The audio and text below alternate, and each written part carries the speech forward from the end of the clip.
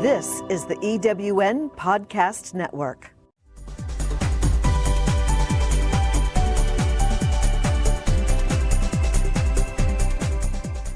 Welcome to Prime Spark, the podcast that brings you conversations that inspire, celebrate, and empower women over 55. The second women's revolution is here, and it is time for us to fuel a spark that will ignite your way forward, illuminate your path, and reflect your gifts in the world. Now, here is your host for Prime Spark, Sarah Hart.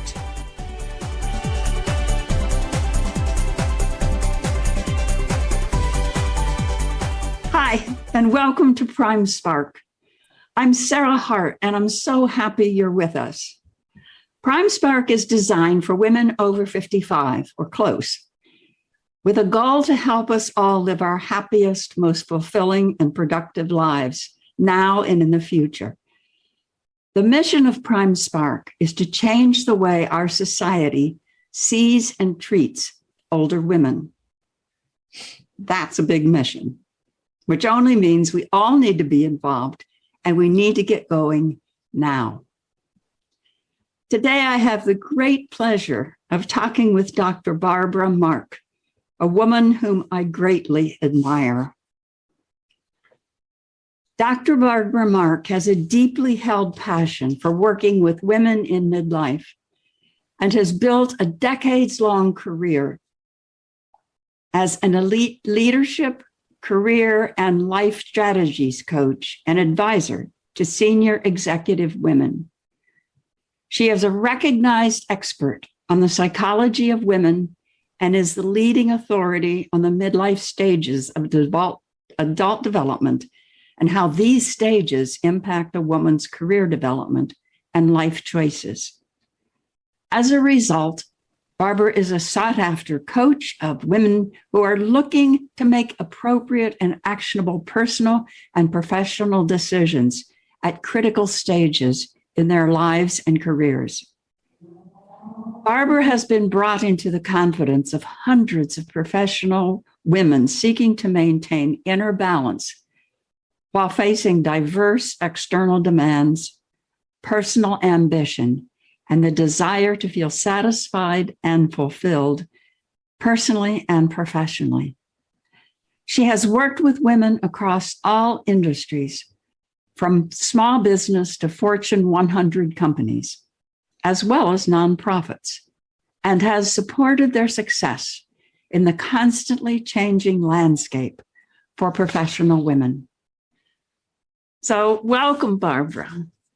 Thanks, Sarah. It's great to be with you today. Thanks for inviting me. I'm so glad you're here. So that's a fascinating biography you have. Why have you chosen to work with women in midlife? Well, interestingly, I was really intrigued by the topic of midlife development when I was in my 20s. And it's something that I read about, and then I studied academically during my master's and doctoral work. I studied developmental psychology as part of my clinical psychology program. And I fell in love with understanding the stages of adult development in that midlife period. And for professional women, that midlife period is some of the most dynamic time in a professional woman's life. There's so much happens in a woman's life during midlife. And so it's something that intrigues me and I'm passionate about. And I love the opportunity to support women during that time in their lives and their professional careers. You also have at times addressed the importance of understanding menopause and the impact on women in the workplace. That's fascinating. Can you tell us about that? Oh, gosh, yes. Every woman goes through menopause. Every woman. Some women choose to have children. Some women choose not to have children. Every woman goes through menopause. And so every professional woman is going to be at the effect of how she experiences menopause. And some women experience it early because of a medical treatment, because of some genetic predisposition.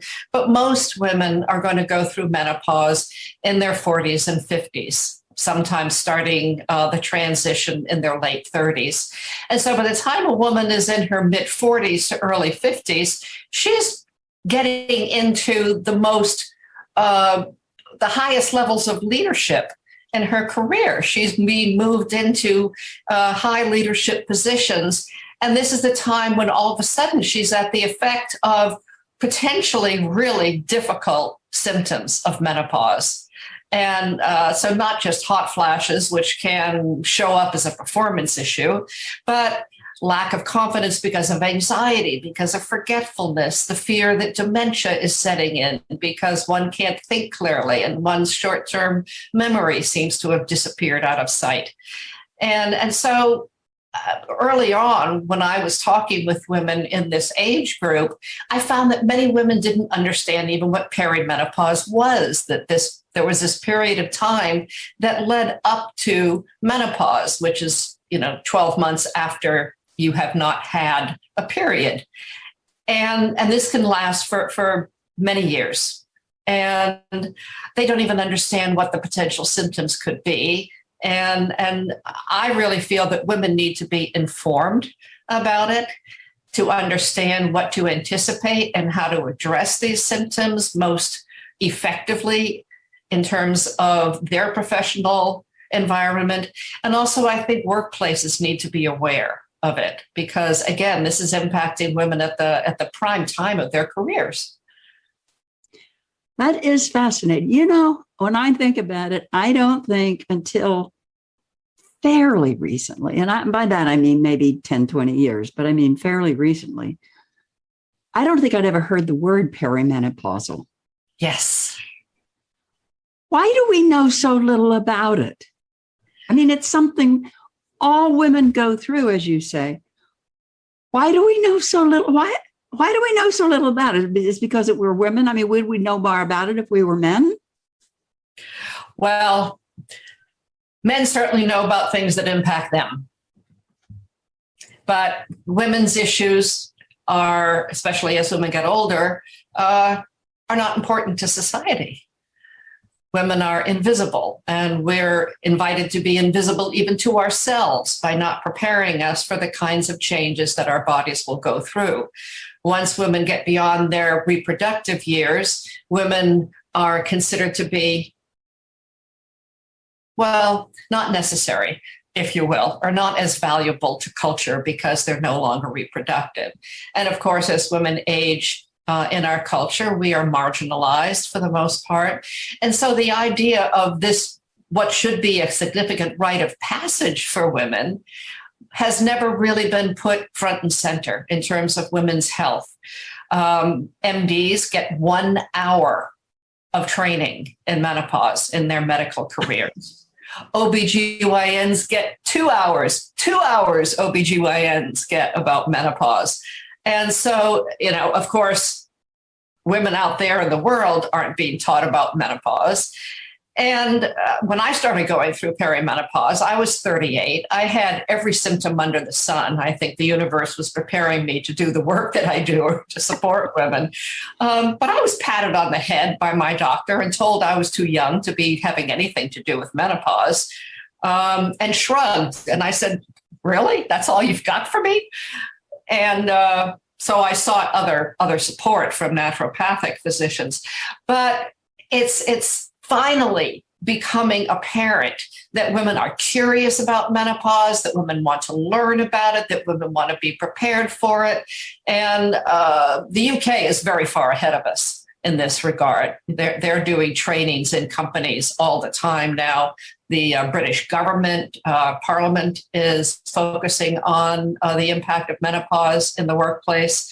In the United States, it's only within the past 2 years that we've begun to see any real discussion about it. And I think that will move forward as a younger generation of women aren't going to put up with not having information about it, not being able to look at menopause as a significant turning point in a woman's life. What are some, I never heard of companies doing anything yet. What are some things that companies are doing? There's this wonderful consultancy in the UK, which I stumbled upon when I was doing research about midlife professional women and how menopause impacts professional women about 6 years ago. And I immediately got on Skype at that time and inquired, how are you doing this? They had their first annual menopause in the workplace conference at that time. And I thought, holy moly, really? This is so exciting. And for the next 5 or 6 years, now that they're actually offering a certification that companies can get as a menopause friendly work environment. And so this consultancy goes into companies and does informative trainings for all of the staff, line managers, the leadership about what is menopause and what's the impact of menopause and what should you understand about it, as well as being able to provide training for the women themselves, with the goal being that a woman no longer has to feel embarrassed or has to hide the fact that she maybe needs some one-off individual accommodation, like maybe some flexibility in her schedule, or maybe she's having a particularly difficult day and may need to leave the office that particular day, or maybe she's having a lot of hot flashes at night, which are night sweats, and isn't getting any sleep. And so she's plagued by fatigue. And maybe she wants to work from home or come in late for a short period of time. But it opens the door so that women don't have to feel that they are being stigmatized for something that is a normal, natural process, just like pregnancy is, that companies have finally begun to accept and appreciate that women get pregnant. And so now we're beginning to appreciate that women go through menopause, and it doesn't make them incapable of doing their jobs by any stretch of the imagination, but that they may need some particular moments of support during that particular time. It's almost as if, and I think this is changing, and as I agree with you, I certainly hope it does over time, and I think it will with younger generations coming up, but it's almost like something you didn't talk about in mixed company. Oh, gosh. It's almost just a woman's issue, and you just didn't talk about it. You certainly wouldn't say, I'm in menopause. Right. I mean, that would be something you absolutely would only say to really close women friends in small grouping. And you whisper it. And you whisper it. That's right. Right. I mean, even saying the word out loud, could be problematic. And it's because, you mentioned it earlier, Sarah, it's a woman's issue. And isn't it interesting that we have that term and we know what that means in our culture? A woman's issue. What does that equate to? Not an important issue, something that is women should discuss it among themselves. Right. It's secretive. It's secretive. And if you think of a man's issue or men's issues, there's no connotation the same way. Right. As there is with women's issues. Women's issues are, but men's issues are different. I mean, they're fascinating. Well, it is fascinating. I mean, one of the things that I joke about, because one has to, otherwise you kind of drive yourself crazy, is every once in a while I'll watch a football game with my husband. I'm not a football fan. I'm a baseball fan, but I don't really understand football. So I'm not so much into it, but I'll be watching the game, and I swear to God, every commercial has something about male erectile dysfunction treatments. And it's like, I am waiting for commercials to say something about menopause, all the treatments for menopause that are available for women. And you hear it on the radio or on sports talk. I mean, constantly there are commercials for erectile dysfunction treatments for men. Nobody seems to be embarrassed about that. Everybody knows about the little blue pill, and everybody talks about it comfortably. But heaven forbid we should talk about menopause and the impact that it has. Okay, everybody's on alert that we're going to watch for the first commercial about things that help menopause. We're going to see what year that happens in. I am going to pay attention because I oftentimes am driving places. And when I'm driving, you're right. There are ongoing commercials for erectile dysfunction, geared both to men and to women. And so I am going to wait to hear for the first menopause commercial. I love it. I can't wait. Me either. So, Barbara, for yourself, do you experience getting older? And if so, how? And if not, why do you think you don't? Interesting when you ask that question. I have not experienced aging. And I'm not exactly sure why. I'm shocked when I think, oh my God, I just turned 70. I don't even know what that is supposed to feel like. I mean, I saw my mother turn 70. I saw my grandmother turn 70. They seem to age differently than women seem to age these days. I think I'm genetically lucky in that, I'm relatively healthy at my age. I'm not, plagued by a lot of health issues that might remind me of my age. And my mind is still sharp, but I'm still actively involved in things. Life is interesting and exciting. And I hang out with a lot of women of all ages who are active participants in their lives. So I don't know. I will say to myself, I'll remark to somebody, oh my God, I just turned 70. How the heck did that happen? I don't even know what that means to be 70. So I don't feel getting older, and I feel lucky in that regard. I recommend it. Well, it's certainly better than the alternative. Exactly. Really. Yes. It's interesting because I have asked lots and lots and lots of women over the years about if they experience getting older. And a lot of the time, I bet, I don't know, I haven't counted it, but I'll say 95 at least % of the time. They will say, well, I experienced some things physically, but other than that, no, I feel more me than I ever have. I feel much younger. That's my chronological age is not the age I feel that I am. I feel ready to go and creative. And so it's fascinating to me. What's fascinating to me is the way we are depicted in the media as compared with when you ask older women how they experience getting older. Yes. And some women do. I know that I'm not speaking for every older woman on the face of the earth, but what do you hear from your colleagues and your friends, your older colleagues and friends about their experiences of living in the world as an older woman? A lot of marginalization. Because I deal with professional women, there's a lot of discussion around gendered ageism. I'll get together also with some friends around my age if I'm hanging out with contemporaries opposed to a broader range of age women.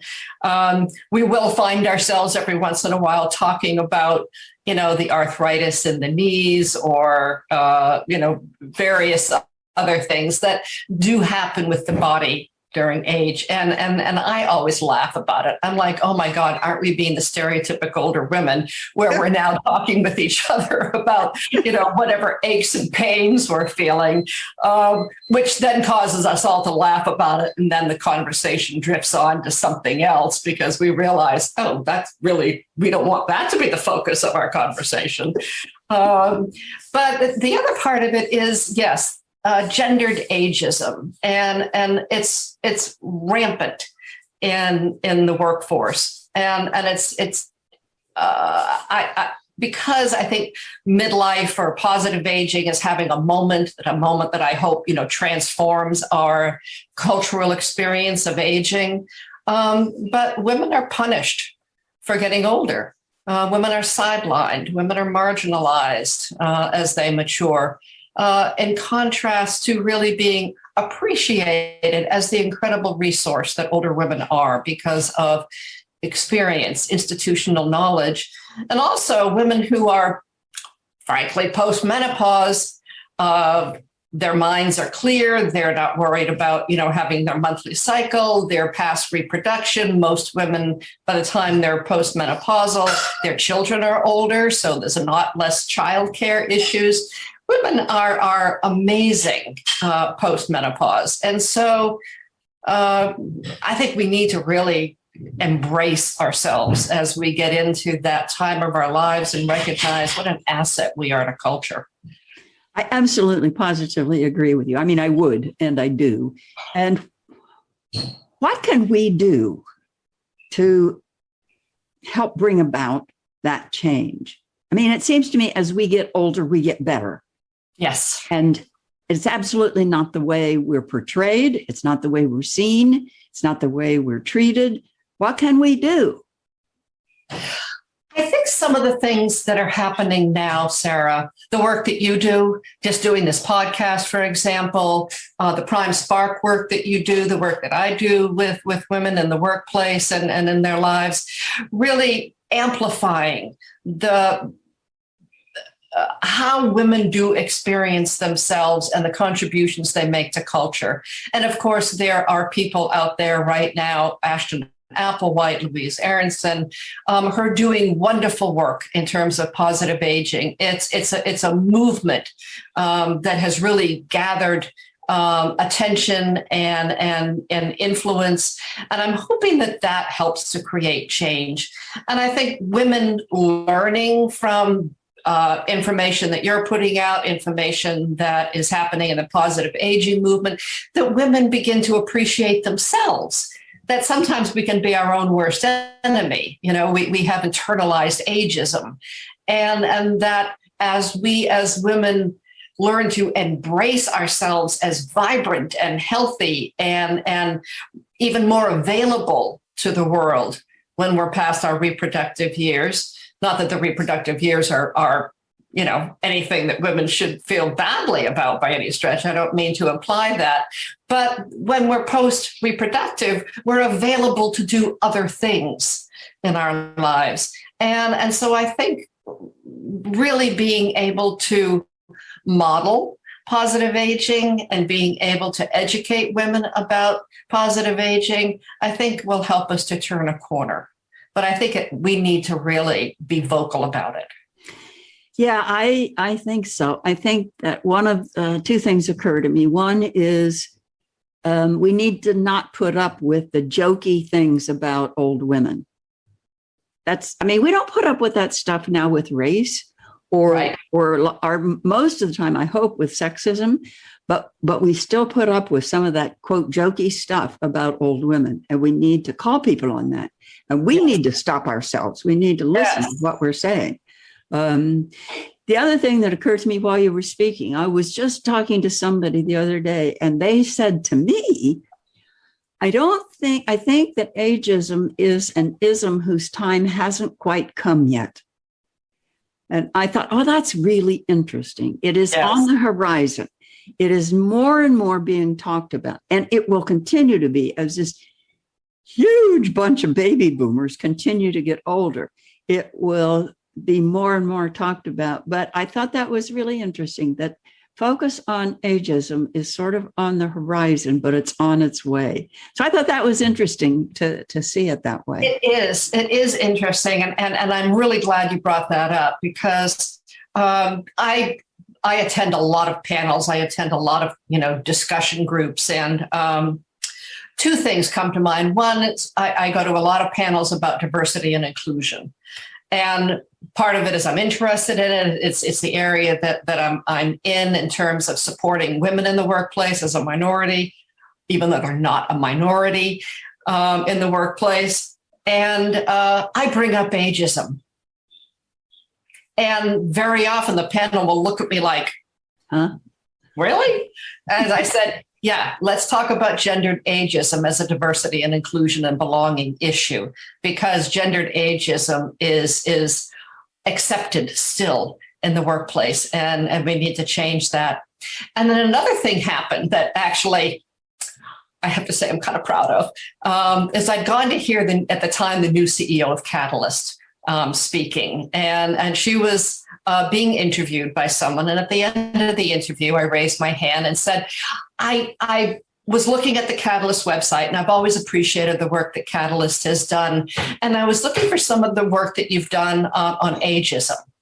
And I said, I couldn't really find anything. I wonder if you could, maybe tell me about some of the work that you've done.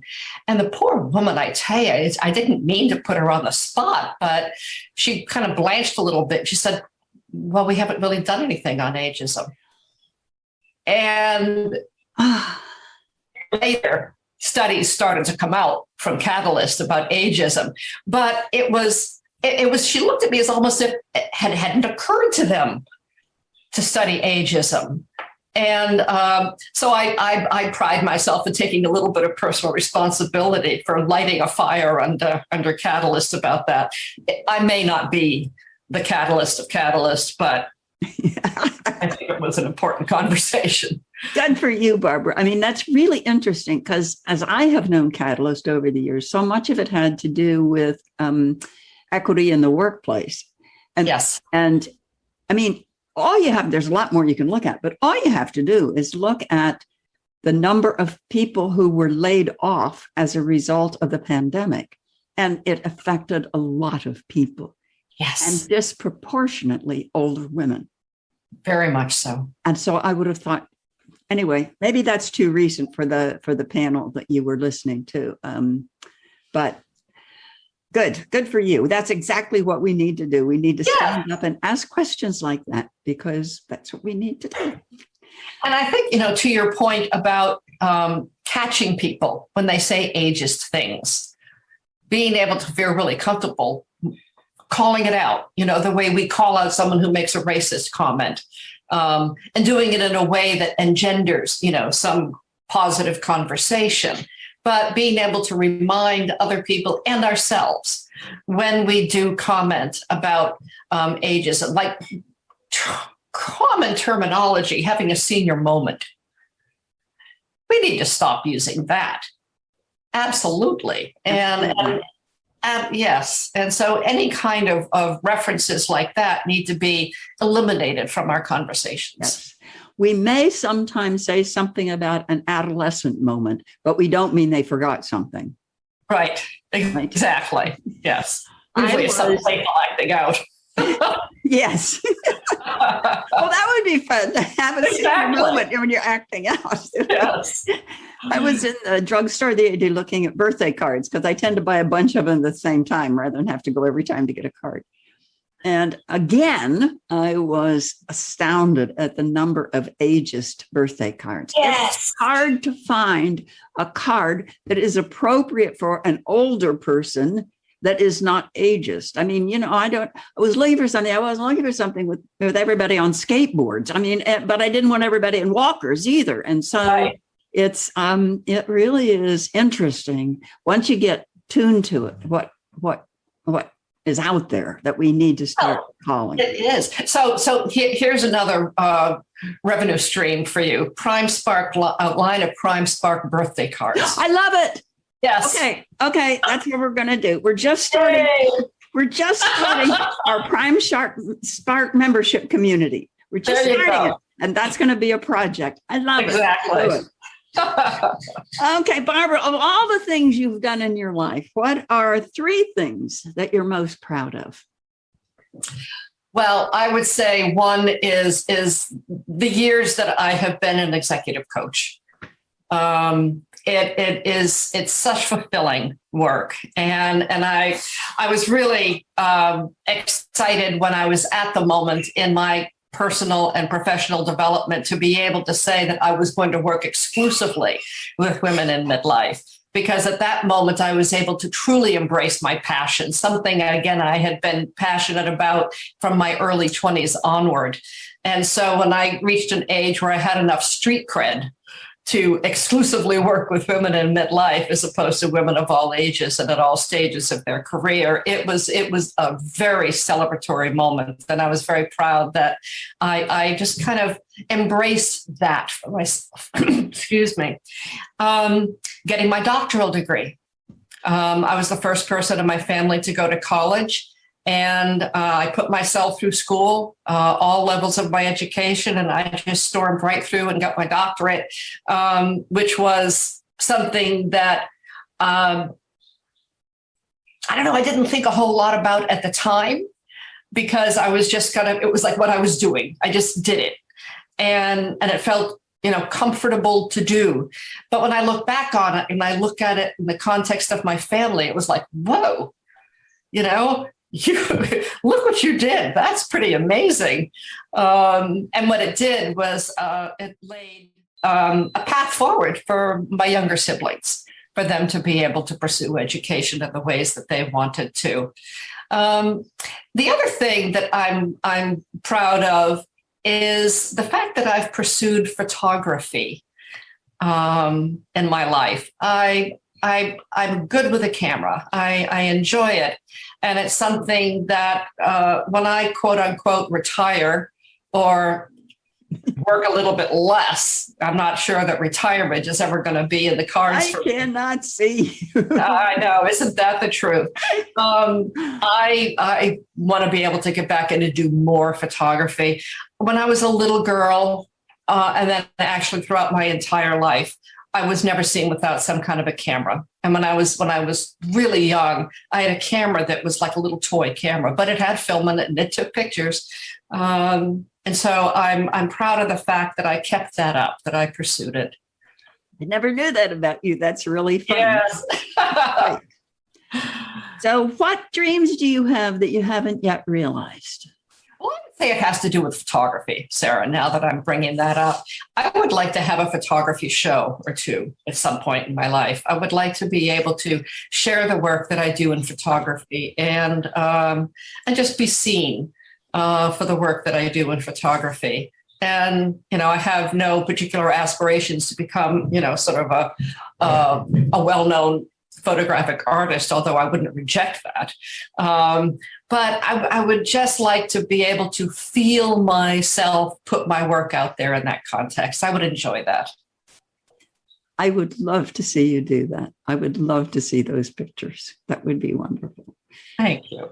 So, Barbara, if somebody would like to get in touch with you, how can they do that? I have a website, and that is atimeofmyown.com. And I can be reached via email at barbara@atimeofmyown.com. Thank you so much. That's our time today. And I have so enjoyed our conversation. Thank you, thank you, thank you. Oh, thank you, Sarah. It is always a pleasure to talk with you. And thank you so much for inviting me to be on your podcast today. Oh, you're so welcome. Thank you for agreeing to be. So that's our time today. Please join us again. You can find our Prime Spark podcast on every popular outlet. Find out more about Prime Spark at www.primesparkwomen.com. Thank you again so much to my guest, Dr. Barbara Mark. And don't forget, you can find her at atimeofmyown.com. Thank you for being with us. Take care, spread tolerance and love.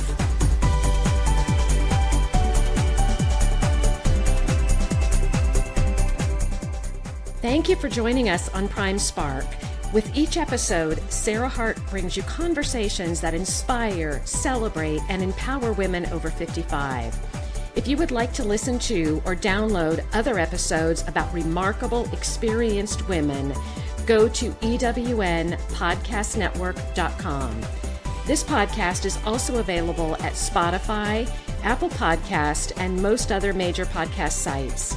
The second women's revolution is here, and we hope that you use the insights you've gained here to fuel the spark that will ignite your way forward, illuminate your path, and reflect your gifts in the world.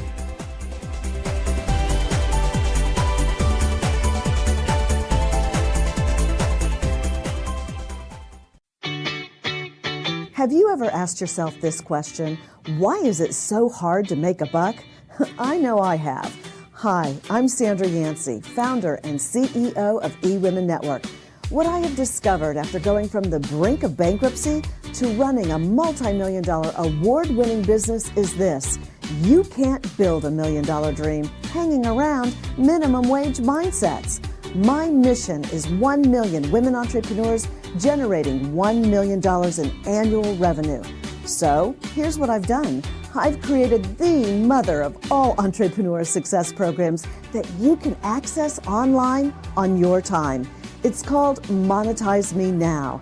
It's a 7-module online course that is 100% my success formula, covering mindset, mission, management, motivation, marketing, and measure. Come on, take my hand and I'll show you the way to learn to earn flowing revenue for your business. Visit monetizemenow.com for details. Calling all speakers, eWomen Network has speaking engagements all over North America that must be filled. Are you a gifted messenger, author, expert, or successful entrepreneur that can help women entrepreneurs grow their businesses? Our mission is to help 1 million fulfilled women each achieve $1 million in annual revenue. If you're a speaker that can help women prosper, go to eWomenNetwork.com and sign up as a pro member of our Speakers Network. That's eWomenNetwork.com. Thanks for listening. This is the EWN Podcast Network.